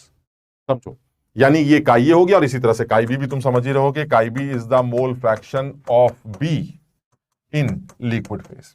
यानी अगर आप मुझे पी नॉट वैल्यूज और काई ए काई बी की वैल्यू दे दें, तो मैं इन दोनों को यूज करके, इन सारी चीजों को यूज करके उस मिक्सचर का जो मिसिबल लिक्विड सोल्यूशन बनाया आपका, उसका टोटल वेपर प्रेशर कैलकुलेट कर सकता हूं। और इस बात का सब लोग ध्यान रखना, वेपर प्रेशर निकालने के लिए तुम्हें लिक्विड फेज का कॉम्पोजिशन पता होना चाहिए, क्योंकि राउल्ट्स लॉ के अकॉर्डिंगली टोटल वेपर प्रेशर काई ए काई बी डिसाइड करता है, और अगर काई ए काई बी आपको सवाल में दिया जाएगा तो ही आप पीटी कैलकुलेट कर पाएंगे। यानी पीटी की value P A not chi A plus PB nought chi B से कैलकुलेट की जाएगी, where X A and X B या chi A and chi B they are the mole fractions of A and B in liquid phase. ये ध्यान रखना, liquid phase के अंदर ए और बी का अगर आपको कॉम्पोजिशन पता है तो फटाक से आप वेपर प्रेशर कैलकुलेट कर सकते हैं फौरन। तो उसने कहा चलिए ठीक है सर, ये तो बड़ा आसान हो गया वेपर प्रेशर निकालने का तरीका। अब उसने दूसरी बात बोली, उसने कहा ये बताइए क्या वेपर भी बन रही। मैंने कहा ये दिखाई नहीं देता, ये वेपर बनी है, तभी तो उनका प्रेशर है, तभी तो उनको वेपर प्रेशर कहा जाता है। तो उसने कहा ये बताइए, ये जो वेपर बन रही है, इन वेपर्स में कौन कौन है।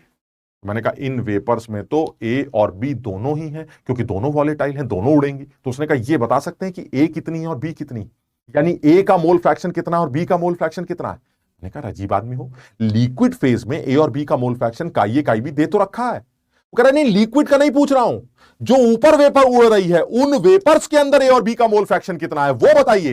तो मैंने कहा वो भी काई ए काई बी होगा। कह रहा है लल्लू ऐसे कैसे होगा, वो कैसे काई ए काई बी होगा, काई ए काई बी तो लिक्विड फेज का कॉम्पोजिशन है, वेपर फेज का कॉम्पोजिशन तो कुछ और होगा। और वेपर फेज का कॉम्पोजिशन निकालने का तो एक ही तरीका बचपन में सिखाया गया था, and that is Dalton's law. समझो बात को, डाल्टन ने क्या बताया है। डाल्टन ने कहा है ऐसी की तैसी इस लिक्विड की मुझे मतलब ही नहीं, बाहर में जाइए। अब आप ऊपर वाली गैस के बारे में बात करिए, क्या गैस का टोटल प्रेशर पता है। हाँ सर पता है, पीटी। क्या गैस के एक कंपोनेंट का प्रेशर पता है। हाँ सर पता है, पीए। तो कह रहा फिर तो फ्रैक्शन आ गया ना। डाल्टन्स लॉ क्या कहता है, ए का partial pressure upon total pressure is the mole fraction. यानी अगर आपको वेपर फेज का कॉम्पोजिशन निकालना है तो उसके लिए क्या करेंगे, वेपर फेज का कॉम्पोजिशन यानी मोल फ्रैक्शंस निकालना हो तो क्या करेंगे, वेपर फेज का कॉम्पोजिशन निकालने के लिए आपको डाल्टन साहब को बुलाना पड़ेगा, डाल्टन्स लॉ लगाना पड़ेगा। और डाल्टन क्या कहता है, डाल्टन कहता है कि जो मोल फ्रैक्शन होता है वेपर फेज में, हम उसको वाई ले रहे हैं, इट इज ए का partial pressure upon total pressure. What is A का partial pressure, P A naught into chi A, and what is total pressure, P A naught into chi A plus P B naught into chi B. So this is Y A. यानी Dalton's law के accordingly A का vapour phase में जो mole fraction होगा वो P A not chi A upon P A not chi A plus P B not chi B से calculate किया जाए।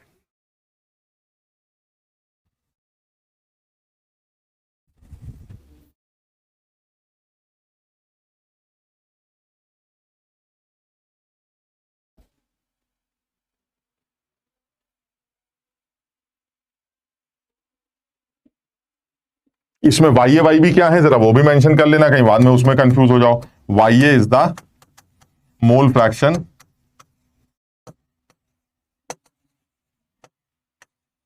Of A in vapour phase, mole fraction of A in vapour face.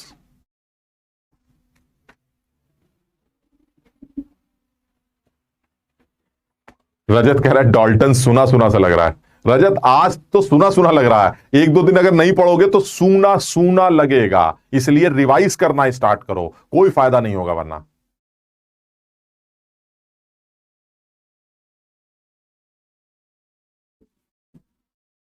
Arnav कह रहा है sir एक दिन आप मेरा लॉ भी पढ़ाएंगे। सब कलाकार हो गए तुम लोग, बहुत बड़ा कला। हमें पता नहीं क्यों बहुत दिल करता है तुम सब लोगों से मिलने का, लेकिन मुलाकात की कोई गुंजाइश अभी दिखाई नहीं देती। एक ही तरीका है, जब तुम्हारे एग्जाम्स खत्म हो जाएं, तुम अपना रिजल्ट लेके बात करो कि भाई साहब ये रिजल्ट आया, अब मुलाकात करनी है, तो तुमसे मिलने की बात सोची जाएगी। लेकिन अब बहुत दिल तो करता है, ऐसे ऐसे डायलॉग्स आते हैं, दिल करता है यार एक इस आदमी की शक्ल तो देखी जाए, मिले तो कि भाई क्या है, कैसे ऊपर वाले ने कैसे बनाया है। लेकिन अब अभी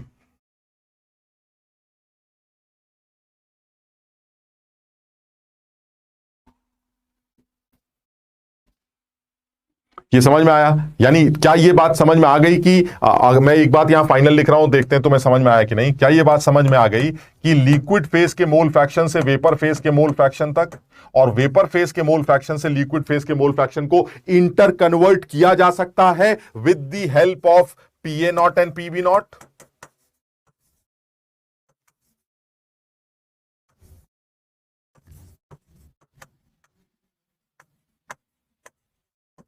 बताओ ये वाली बात समझे कि नहीं। मतलब जो आज अभी का जो सबसे इंपॉर्टेंट पोर्शन, आज पूरी क्लास में जो सबसे इंपॉर्टेंट चीज डिस्कस की है वो ये है, सबसे इंपॉर्टेंट, जिस पे सवाल बनते हैं तुम्हारे इम्तिहान। ये दे रखा है वाई निकालो, वाई दे रखा है काई निकालो with the help of P A nought PB nought, and the equation is fix, this is the final equation.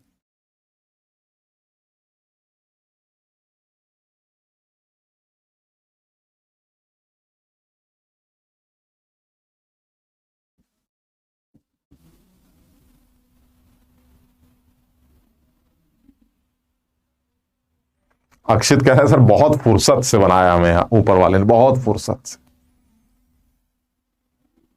हाँ कृष्णकांत बात तो सही है, जिस दिन मिलेंगे खून खराबा तो होगा, इसमें कोई डाउट नहीं। तुम हमें ढूंढ रहे हो, हम तुम्हें ढूंढ रहे हैं, कुछ तो गुल खिलेंगे गुरु।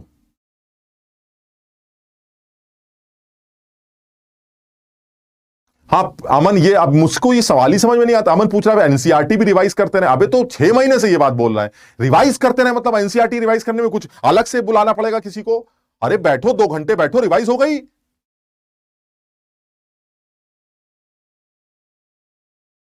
साहिल कह रहा मुझे तो रजत को देखना है। ठीक है, ये वाली बात समझ में आ गई। तो ये अभी के लिए जो आज के लिए हमने सबसे इंपॉर्टेंट बात बोली है वो ये बोली है कि अगर आपको किसी भी लिक्विड सोल्यूशन का वाई वाई भी पता हो तो आप उसका काई काई भी निकाल सकते हैं, और काई काई भी की हेल्प से आप वाई वाई भी निकाल सकते हैं। ये सबसे इंपॉर्टेंट कहानी, समझो बात।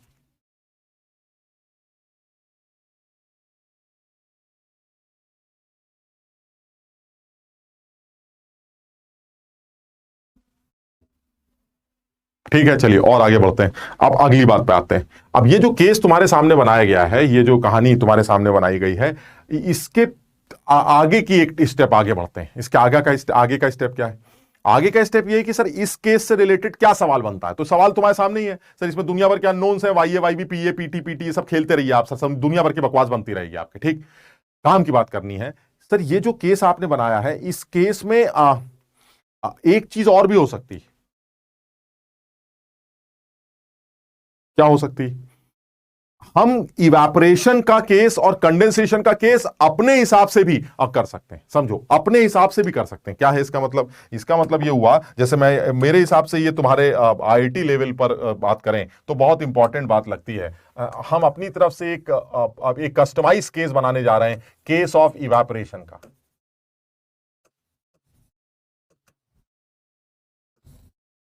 केस ऑफ इवेपोरेशन थोड़ा समझना तुम अपने आप, थोड़ी सी अकल लगाना कि मैं क्या बोलना चाह रहा हूं।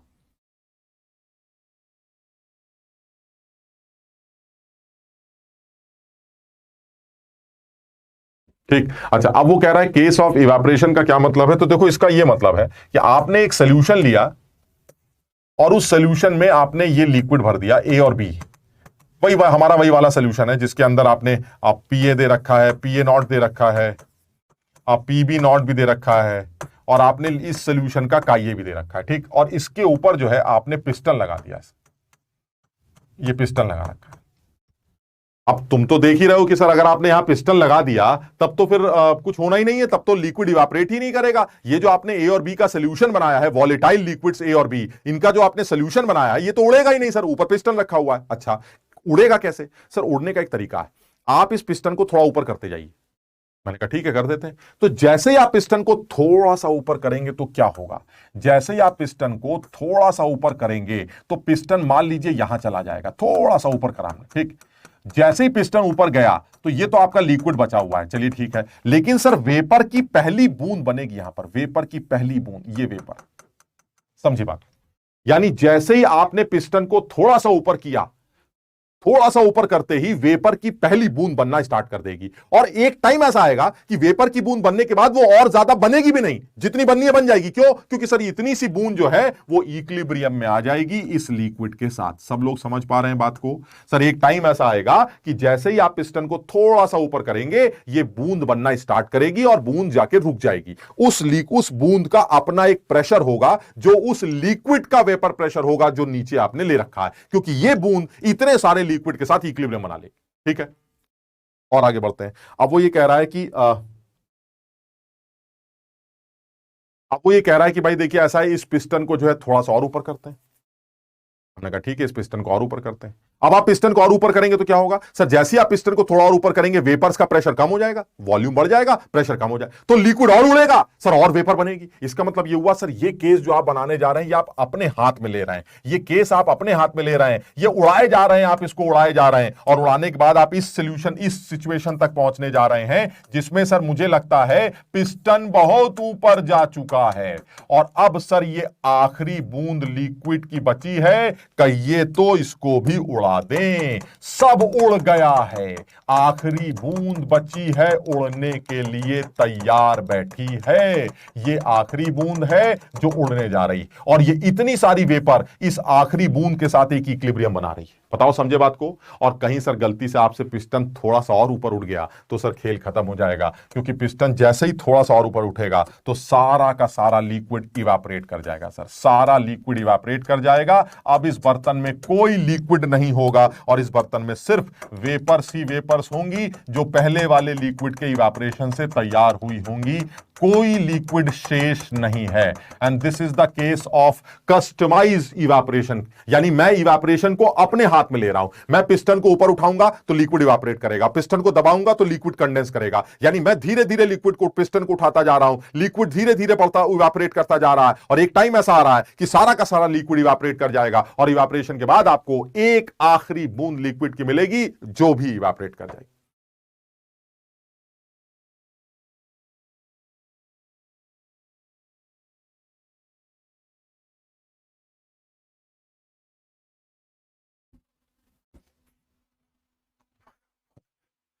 अबे पढ़ाई कर लो बे, समझ में आई वाली बात? तो अब वो ये कह रहा है कि सर ये बताइए, ये जो आपने केस बनाए हैं, इन ये जो आप ये हरकत कर रहे हैं, इस पे सवाल क्या है? मतलब आप बताना क्या चाह रहे हैं? बताना चाह रहा हूं मैं इन दो तरह के डब्बों पर बनने वाले सवालों को, ये दो जो डब्बे हैं, जो भी कुछ पूछा जा सकता है वो इन दो डब्बों के लिए पूछा जा सकता है। समझिए, पहला सवाल क्या पूछा जा सकता है? पहला सवाल ये पूछा जा सकता है कि find out the vapour pressure, the vapor pressure when first drop of vapor formed। बताइए, जब पहली बूंद वेपर की बनेगी तो उस वेपर का प्रेशर क्या होगा? बहुत आसान है सर, आपको find out the vapour pressure of the liquid when first drop of the liquid form, first drop of the vapour form. Sir क्या निकालना है आपको? वेपर प्रेशर निकालना है। वेपर प्रेशर निकालने के लिए किसको बुलाना पड़ता है सर? राउल्ट्स लॉ को। राउल्ट्स लॉ के लिए क्या चाहिए होता है? काई ए काई बी या Y A Y B? Sir हमें काई ए काई बी चाहिए, और ये काई ए काई बी कहां से मिलेंगे सर? बेईमानी करनी पड़ेगी। जो काई ए काई बी यहां दे रखा है वही काई ए काई बी आपको यहां भी लेना पड़ेगा। क्यों सर? एक बूंद वेपर बनी है, कितना एक्स और कितना वाई, इस कितना ए और कितना बी इस वेपर के अंदर आया होगा, ना के बराबर। तो सर ये अज्यूम कर लीजिए जो एक्स एक्स भी आए वही एक्स एक्स भी आए, खत्म हो गई बात। तो सर आप इस बेमानी को यूज करके आसानी से इस लिक्विड का वेपर प्रेशर कैलकुलेट कर सकते हैं। And this PT is equal to P A not chi A plus P B not chi B. और ये जो काई ए काई बी है वो सवाल में आपको ऑलरेडी गिवन, वो सीधे यहां वैल्यूज पुट कर दीजिए, पुट करके आपको फटाक से पीटी की वैल्यू मिल जाएगी। ये पहला पार्ट होगा।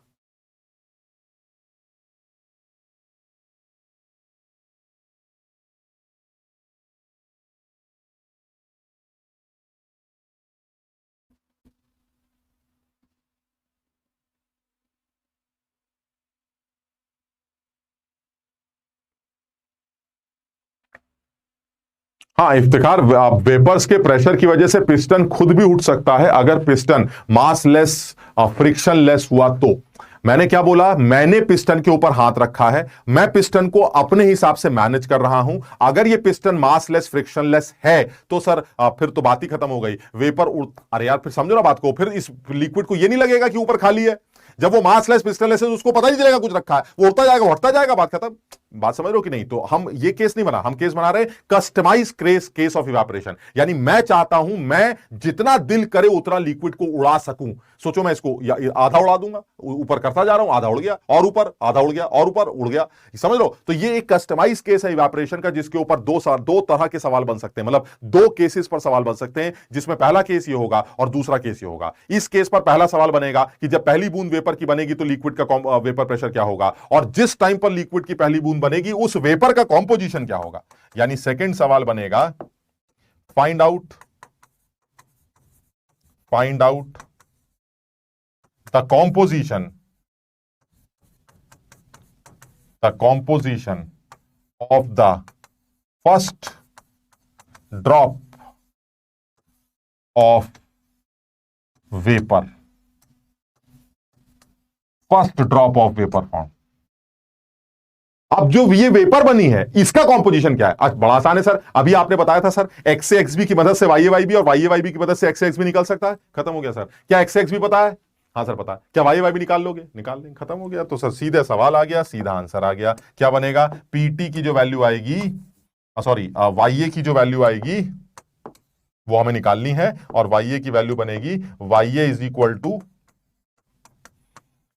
P A not chi A upon PT. और ये पीटी आप पहले ही निकाल चुके हैं, यहां पुट कर दीजिएगा, आपको वाई ए मिल जाएगी। सब लोग पहले समझने की कोशिश करो इसको।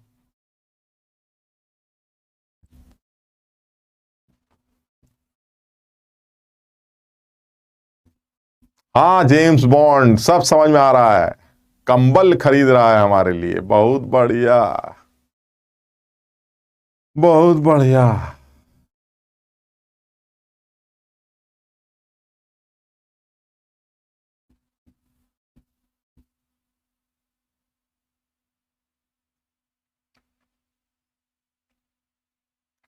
चतुर, ये मेंस का ही सवाल है, पता नहीं तुम लोग क्यों नहीं समझते हो। मुझे समझ में नहीं आता तुम लोग ऐसे कैसे समझ लेते हो कि कोई मेंस का है कोई एडवांस का है। तुम्हें क्या लगता है एडवांस के लेवल पे 4 सवाल बनेगा ना, या मेंस के लेवल पे 4 सवाल बनाएगा? नहीं, वो सिर्फ एक सवाल पूछेगा। ये आपका एक लिक्विड का सिस्टम है जिसमें पीए दे रखा, पीबी नॉट दे रखा, काई दे रखा है। आप बताइए जब मैं पिस्टन को ऊपर उठूंगा तो वेपर की पहली बूंद बनेगी, उस पहली बूंद का कॉम्पोजिशन क्या होगा?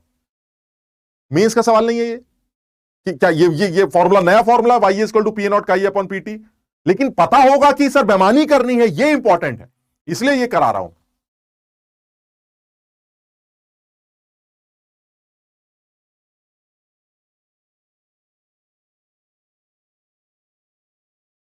समझ में आ गया ना? अच्छा अब ये तो दूसरा पार्ट हो गया। अब आते हैं इस वाले पार्ट पे। इस पे क्या 2 सवाल बनेंगे बताओ जरा। जब सारा उड़ जाएगा तब क्या होगा? सर जब सारा उड़ जाएगा एक बूंद बची है, क्या बेमानी करेंगे? सर ये बेमानी कर लेते हैं कि यहां का जितना भी काई ए काई बी वो सब यहां का वाई ए वाई बी बन गया। बताओ समझे कि नहीं? सारा लिक्विड जब उड़ जाएगा तो जो काई काई भी था वो वाई भी बन जाएगा। हो गई बेमानी। अब इस सवाल में क्या पूछेगा, वाई भी गिवन है, काई भी निकालो।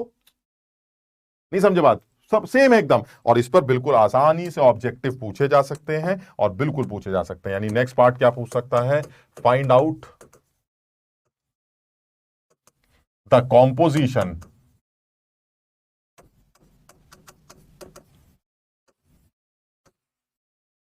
of the last drop of liquid remained। ये सवाल आ गया। और उसका करना क्या होगा, जो पहले का ये था, का भी था, वो अब वाई भी बन गया।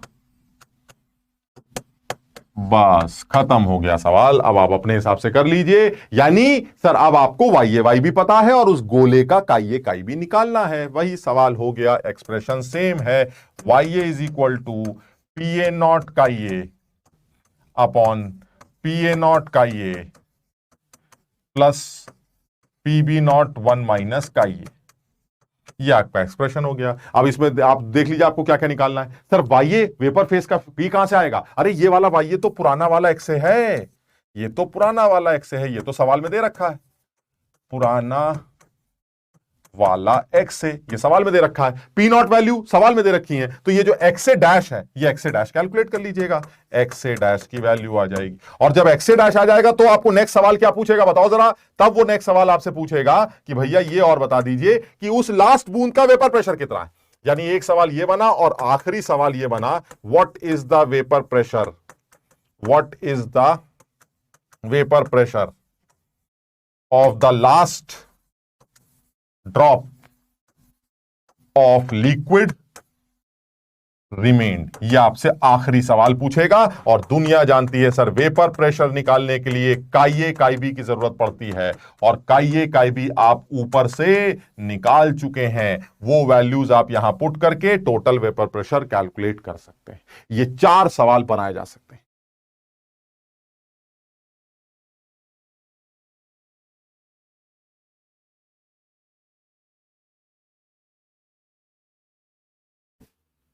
अरे वरुण तुमने सारा बैंड बजा दिया यार। पुराना वाला एक्से कैसे बना, अबे समझा करो बात को भाई। वो लिक्विड था पहले पूरा, उसमें एक्से था, अब वो लिक्विड सारा इवापोरेट कर गया। तो वही जो एक्से एक्स बी ए और बी का कॉम्पोजिशन लिक्विड फेज में था, अब वही एक्से ए और बी का कॉम्पोजिशन वेपर फेज में बन जाएगा। यानी आप सारे लिक्विड को इवापोरेट कर देंगे तो जो एक्से एक्स बी था वो वाई भी बन जाएगा। तो उस आखिरी सेकंड लास्ट कंटेनर के लिए बेमानी क्या कर दी कि जो एक्से एक्स बी है वो वाई भी मान लो, और वाई बी की मदद से नया एक्से एक्स बी कैलकुलेट कर लो, और उस एक्से एक्स बी की मदद से राउल्ट्स लॉ लगाकर उस आखिरी बूंद का वेपर प्रेशर कैलकुलेट कर लो।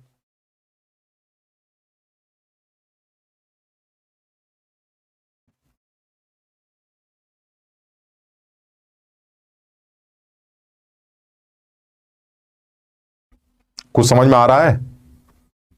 आज इसको घर में सब लोग रिवाइज करना, ठीक है। मैं कल इसी का एक दूसरा केस फटाफट कंडेंसेशन का केस कराऊंगा ताकि तुम्हें ये चीज पूरी रिवाइज हो जाए एक बार, ठीक है ना। तो आज सब लोग इसको एक बार रिवाइज कर लेंगे, कल कंडेंसेशन का केस कर लेंगे 5-10 मिनट के अंदर, तो ये पूरी चीज रिवाइज हो जाएगी तुम्हारी, ठीक है। तो फिर कल इसको फटाफट आगे बढ़ाते हैं। तो इसको सब लोग आज रिवाइज कर लेते हैं। रिवाइज करने के बाद जो है कल मुलाकात करते हैं। आज इतना ही करते हैं। Thank you, thank you so much.